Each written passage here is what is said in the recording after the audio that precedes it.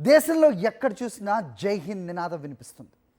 పార్టీలకు అతీతంగా భారత సైన్యానికి మద్దతు ఒక్కొక్కరు ఒక్కో రీతిలో మద్దతు తెలుపుతున్నారు. But this is not the same situation in Pakistan. పాకిస్తాన్లో రాజకీయ పార్టీలే కాదు, స్థానికులు ప్రజల దగ్గర నుంచి కూడా పెద్ద ఎత్తున నిరసనలు వినిపిస్తున్న సిచ్యువేషన్ పాకిస్తాన్లో ఉంటే, దానికి భిన్నంగా భారత్లో ఎక్కడ చూసినా రెపరెపలాడుతున్న భారత పతాకాన్ని మనం చూస్తూ ఉన్నాం. ఆలయాల వద్ద కొందరు పూజలు చేస్తుంటే మరో చోట ర్యాలీలు నిర్వహిస్తున్నారు. బెంగళూరులో కాంగ్రెస్ పార్టీకి చెందిన కార్యకర్తలు తిరంగా ర్యాలీ నిర్వహించారు.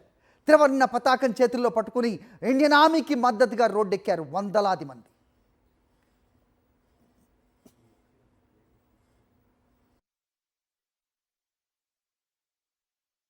దేశంలో ఎక్కడ చూసినా జై హింద్ నినాదం వినిపిస్తుంది. పార్టీలకు అతీతంగా భారత సైన్యానికి మద్దతు ఒక్కొక్కరు ఒక్కో రీతిలో మద్దతు తెలుపుతున్నారు. But this is not the same situation in Pakistan.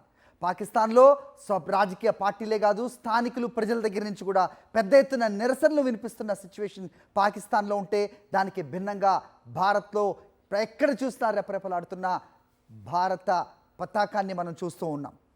ఆలయాల వద్ద కొందరు పూజలు చేస్తుంటే మరో చోట ర్యాలీలు నిర్వహిస్తున్నారు.